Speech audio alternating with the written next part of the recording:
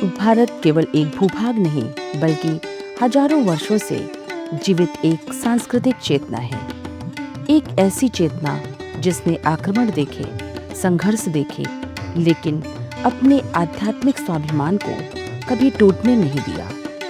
इसे सनातन चेतना, सांस्कृतिक आत्मगौरव और आध्यात्मिक विरासत को समर्पित सोमनाथ स्वाभिमान पर्व 2026 के अंतर्गत काशी हिंदू विश्वविद्यालय में आयोजित हुई एक भव्य आध्यात्मिक संगोष्ठी, जहां संतों, आचार्यों, शिक्षाविदों और युवाओं ने मिलकर भारत के सांस्कृतिक पुनर्जागरण का संकल्प दोहराया। संस्कृति विभाग उत्तर प्रदेश और भारत सरकार के संस्कृति मंत्रालय द्वारा आयोजित इस कार्यक्रम में देश भर के संत, आचार्य, कुलपति, शिक्षाविद और छात्र शामिल हुए। काशी हिंदू विश्वविद्यालय के प्रतिष्ठित कुलगीत की मधुर प्रस्तुति के साथ कार्यक्रम का भव्य शुभारंभ हुआ। कुलगीत की गूंज ने पूरे सभागार को ज्ञान, संस्कृति और राष्ट्र भावना के वातावरण से ओतप्रोत कर दिया।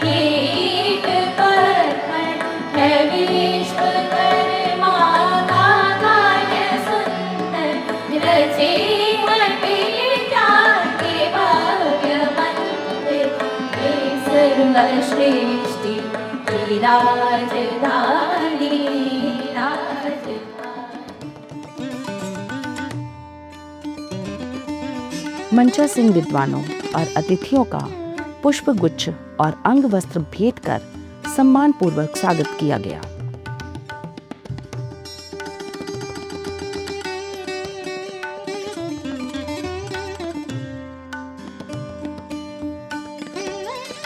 संगोष्ठी में उपस्थित वक्ताओं ने अपने विचारों के माध्यम से भारतीय संस्कृति, स्वाभिमान और आध्यात्मिक मूल्यों पर प्रकाश डाला। सोमनाथ धाम से काशी धाम तक की यह जो क्षेत्रफल है वह सामान्य क्षेत्रफल नहीं है, अपितु पूरे विश्व को भारतीय जो राष्ट्रीय गौरव है उस गौरव का प्रतिनिधित्व करता है। इसलिए आयोजकों ने काशी धाम में इस पर्व को इस वैभव के साथ आयोजित करने का निर्णय लिया और इस अवसर पर देश के जो अत्यंत बहुधन्य संतगण हैं, जो अपने उपदेशों से, अपने धर्म यात्राओं से न केवल भारत में अपितु समस्त विश्व में सनातन धर्म का, भारतीय वैभव का प्रचार प्रसार कर रहे हैं, ऐसे समस्त संत यहाँ उपस्थित हैं और हमारे अत्यंत अल्प निवेदन को स्वीकार करके यहाँ पधारे हैं। कार्यक्रम के समन्वयक प्रोफेसर ब्रिजभूषण ओझा ने अपने संबोधन में कहा कि सोमनाथ केवल एक मंदिर नहीं बल्कि भारत की आध्यात्मिक चेतना, सांस्कृतिक अस्मिता और राष्ट्रीय स्वाभिमान का जीवंत प्रतीक है। जो भारत की सनातन चेतना है, ये जो सांस्कृतिक चेतना है, अपने आप को पुनः प्रतिष्ठापित कर दी है।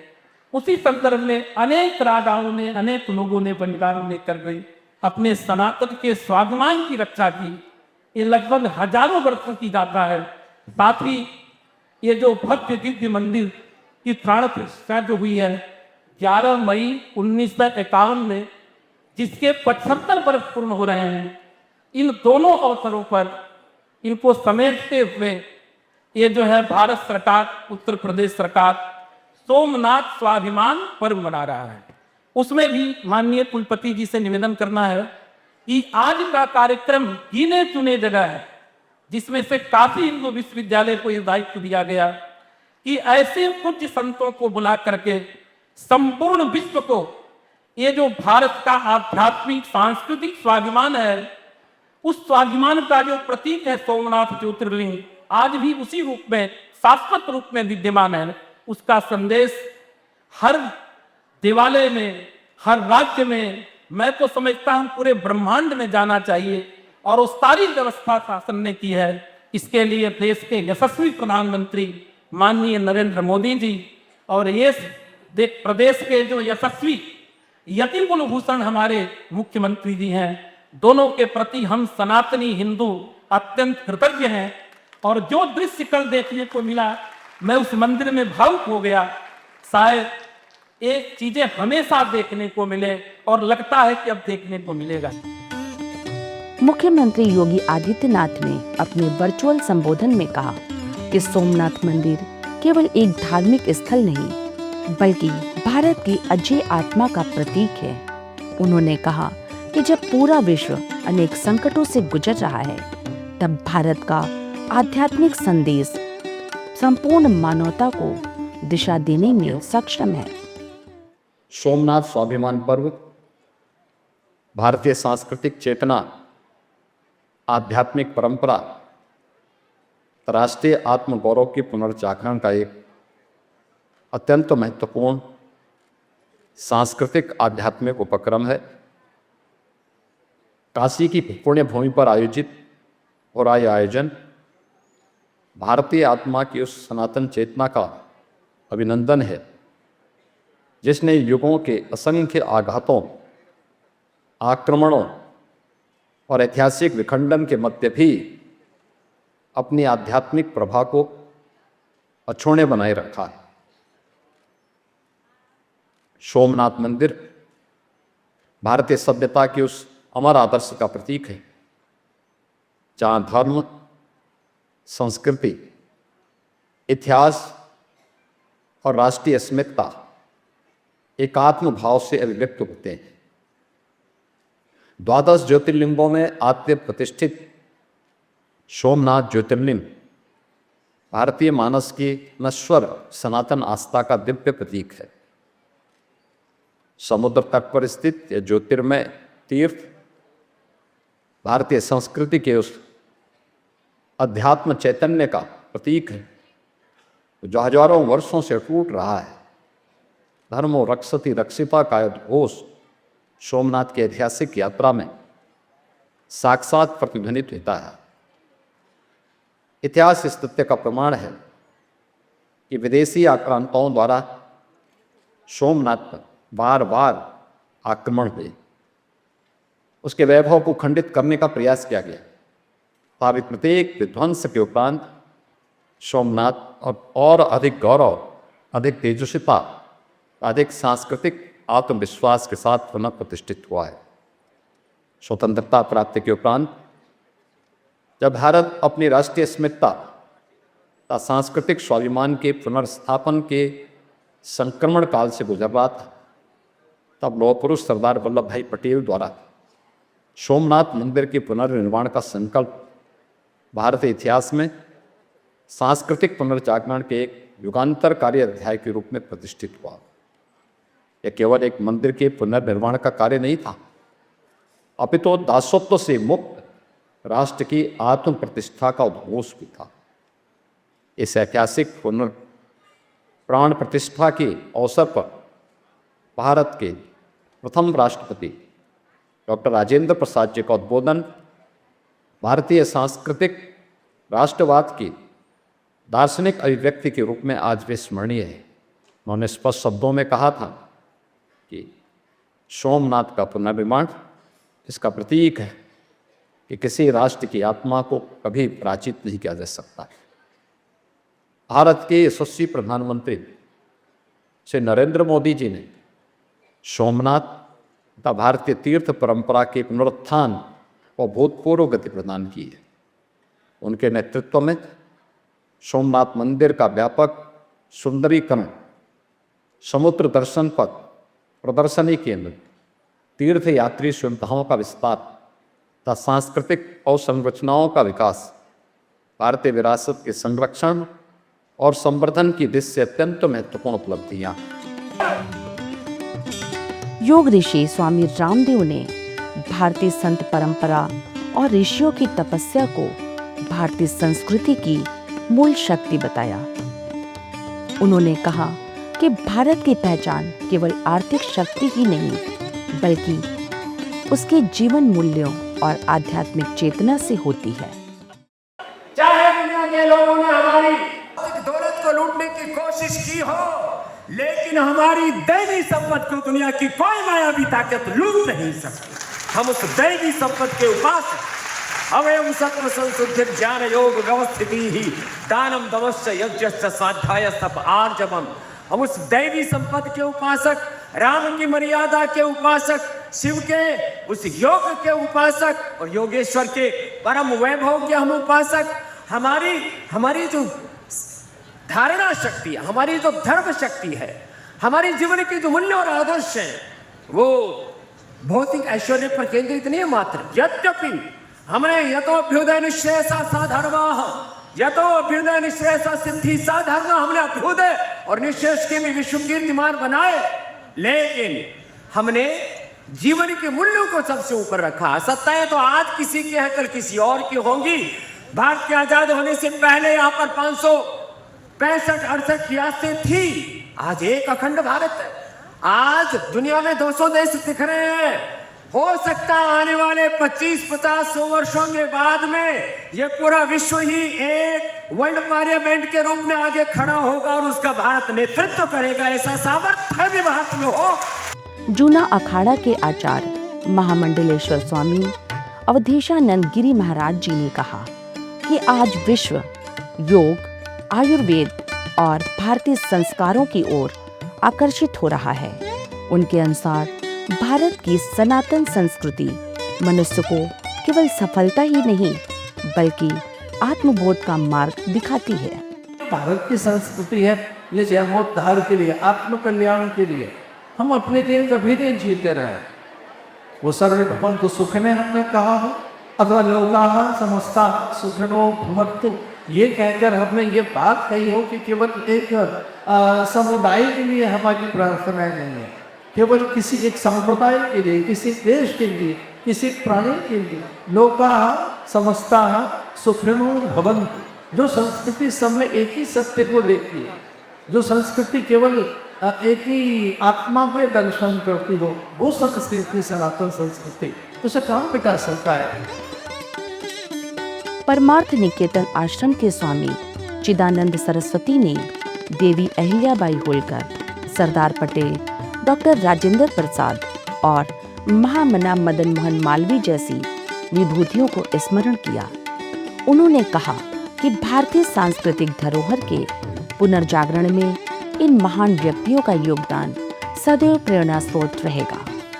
भारत के ऊर्जावान, यशस्वी, तपस्वी प्रधानमंत्री जी, जिन्होंने सचमुच समाज में वो करके दिखाया, समाज में वो करके दिखाया जो कोई प्रधानमंत्री ना कर सका, समाज को वो दिखाया जो कोई प्रधानमंत्री ना कर सका। एक अद्भुत परिवर्तन हो गया और आज 75 वर्ष जब हम उसके बना रहे हैं, जीर्णोद्धार जैसे किया, उसके 75 वर्षों में आज जो कल जो दर्शन किया पूरे विश्व ने, जब वो बैठे थे वहां पर, उसका जो दर्शन था सचमुच वो अपने आने वाली पीढ़ियों को प्रेरणा देने वाला है, प्रेरणा देने वाला है। लाखों लाखों नहीं, करोड़ों करोड़ों उन सनातनियों की पीड़ा प्रेरणा बनी और आज स्वाभिमान पर हम सोमनाथ को मना रहे हैं। मिथिलेश नंदनी सरल महाराज जी ने कहा, सोमनाथ भारतीय आस्था और सनातन परंपरा का जीवंत प्रतीक है। सनातन धर्म के अनुयायियों की परंपरा में भगवान सोमनाथ की प्रतिष्ठा का अमृत पर्व मनाया जा रहा है और काशी में मनाया जा रहा है। काशी जो विश्व की सांस्कृतिक राजधानी तो है ही, विश्व भर की विद्या परंपरा की भी राजधानी है और उसमें भारत की विद्वत परंपरा के प्रकाश स्तंभ मनीषी मंच पर विराजमान हैं। काशी हिंदू विश्वविद्यालय के माननीय कुलपति, जिन्होंने विश्वविद्यालय में फिर से इस बात का विश्वास जगा दिया है कि काशी हिंदू विश्वविद्यालय अपने चरित्र में अपनी प्रतिष्ठा फिर से करेगा। हमें भारत के स्वाभिमान के बारे में विचार करते हुए विदेशी आक्रांताओं की परछाइयों के पार जाने का अभ्यास करना होगा। हमारा इतिहास बोध मुगल काल में जाकर टिक जाता है, हमारा इतिहास बोध ब्रिटिश काल में जाकर टिक जाता है, हमारा इतिहास बोध आक्रांताओं से जब तक प्रारंभ होता है भारत अपने स्वाभिमान को प्राप्त नहीं कर सकता है। आग लगने के पहले भी घर था, ये कब याद करेंगे। हमारे घर का इतिहास आग लगने से प्रारंभ नहीं होता।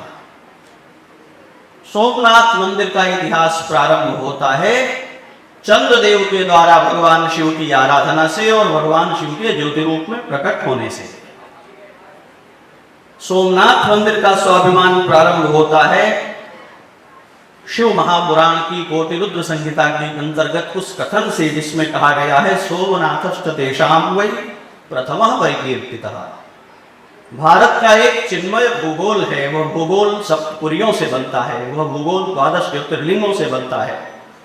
उन 12 ज्योतिर्लिंगों में जिनसे भारत का आध्यात्मिक भूगोल निर्मित होता है, पहला शिवलिंग, पहला ज्योतिर्लिंग है सोमनाथ, जहां स्वयं भगवान शिव चंद्रदेव की उपासना से प्रसन्न होकर के प्रकट हुए हैं और उनके क्षय रोग से उनके मुक्त होने का वरदान देते हैं। दक्ष प्रजापति ने शाप दे दिया, एक एक कला करके तुम घटते चले जाओ। भगवान शिव प्रसन्न हुए, उन्होंने कहा ठीक है, दक्ष ने कहा है तुम घटते चले जाओगे, मैं तुम्हें वरदान देता हूं मास के एक पक्ष में तुम्हारी कलाएं घटेंगी, एक पक्ष में बढ़ेगी, तुम्हारा घटना बढ़ना मिलकर के बराबर हो जाएगा। इस कथा का, सोमनाथ के इस स्वाभिमान का स्मरण करते हुए हमारे आचार्य गोस्वामी श्री तुलसीदास जी महाराज जब काशी में बैठते हैं तो उनको अनुभव होता है। रामचरितमानस की वंदना करते हुए कहते हैं वंदे बोधमयम नित्यम गुरुं शंकर रूपिणम यमाश्रितो ही वक्रोपि चंद्र सर्वत्र वंदिते। क्षयिष्णु चंद्रमा के क्षयशील होने के बाद भी उसको अक्षय बना करके रख देने वाले भगवान शिव गुरु रूप में प्रकट हुए हैं। ये भगवान सोमनाथ हैं जिन्होंने चंद्रमा पर अनुग्रह करके उसके क्षय के शाप को भी उसके अक्षय परिणाम में बदल दिया। संगोष्ठी को जगत गुरु वासुदेवाचार्य विद्या भास्कर महाराज जी ने भी संबोधित किया।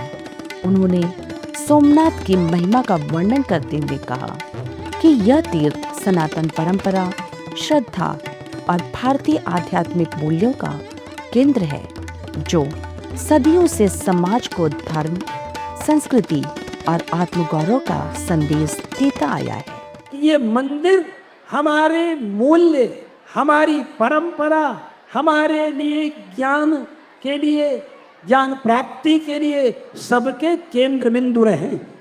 मंदिर ऐसा है कि मंदिर बड़ा व्यापक शब्द है, इतना व्यापक शब्द है मंदिर, क्योंकि आज वह मंदिर शब्द जो है केवल मठ मंदिर के अर्थ में प्रयोग होने लगा। नहीं, एक जमाना था कि मंदिर भुवन को, मंदिरम भुवनम गृहम, मंदिर जो है मंदिरम भवनम गृहम, मंदिर जो है भवन और गृह का पर्याय था। मंदिर मंदिर प्रतिकर शोधा, देखे चाहता अगणित जोधा, गयो दशानन मंदिर माही, अति विचित्र कही जात सुनाही। दशानन का मंदिर बना था। तो भैया दशानन का मंदिर बना था क्या? लंका में सारे मंदिर ही थे। मंदिर तो मंदिर मंदिर। अब कहो कि भाई हनुमान जी का हम मंदिर बनाते हैं, हनुमान जी जैसे उसमें घुसे वैसे वो हनुमान जी का मंदिर हो गया, इस रूप में तो हनुमान जी का मंदिर हो गया, चलो मंदिर मान ले। लेकिन यह एक तात्कालिक समाधान मात्र है। मंदिर गृहवाचक है, लेकिन हमारी पवित्रता के कारण, हमारी श्रद्धा के कारण, हमारे वैदिक आचरण के कारण, क्योंकि घर के अंदर हम कुछ गलत भी कभी कर जाते हैं, लेकिन मंदिर के अंदर हमें कुछ गलत नहीं करना है। इस दृष्टिकोण से हम मंदिर के रूप में कहते हैं अत्यंत पवित्र शुद्ध स्थल, जहाँ वैदिक परंपरा के अनुसार, आगम परंपरा के अनुसार, शास्त्रीय परंपरा के अनुसार पूजन हो रहा है। देवत्व विराजमान है। मूर्ति में देवता रहते कब हैं? जब मूर्ति दिव्य हो, सुंदर हो, भव्य मंदिर बना हुआ हो, अर्चक तपस्वी हो। संगोष्ठी में बार बार एक बात उभरकर सामने आई कि भारत का भविष्य उसकी सांस्कृतिक जड़ों से जुड़कर ही मजबूत हो सकता है। हमारे भक्ति, श्रद्धा और संस्कृत का यह भव्य समारोह है। हमारी पुरानी संस्कृति जो है वे पुनर्जीवित हो रही हैं फिर से। सोमनाथ मंदिर पे न जाने कितने आक्रमणकारियों द्वारा आक्रमण हुआ और वहाँ के धरोहर को नष्ट किया गया, तथा हमारे सनातन के संवाहक तथा उस समय के तत्कालीन राजाओं द्वारा उसको पुनर्निर्माण का कार्य भी किया गया। उसके बाद सोमनाथ मंदिर का निर्माण जो कि पुनर्निर्माण 1951 ईस्वी में किया गया। तत्कालीन प्रधानमंत्री नेहरू द्वारा उस समय के तत्कालीन राष्ट्रपति डॉक्टर राजेंद्र प्रसाद जो कि उस कार्यक्रम के विशिष्ट अतिथि के रूप में वहाँ जा रहे थे, जिनको कि मना भी किया गया। उसके बाद भी वह गए, क्योंकि यह कार्य जो है सनातन का है और सनातन शाश्वत है, सनातन सर्वव्यापी है। कार्यक्रम स्थल पर सोमनाथ की आध्यात्मिक और सांस्कृतिक विरासत को दर्शाती हुई चित्र प्रदर्शनी भी विशेष आकर्षण का केंद्र रही। प्रदर्शनी में लगाए गए चित्रों और कलाकृतियों के माध्यम से सोमनाथ मंदिर के इतिहास, उसके गौरवशाली पुनर्निर्माण और भारतीय संस्कृति में उसके महत्व को प्रभावशाली ढंग से प्रस्तुत किया गया।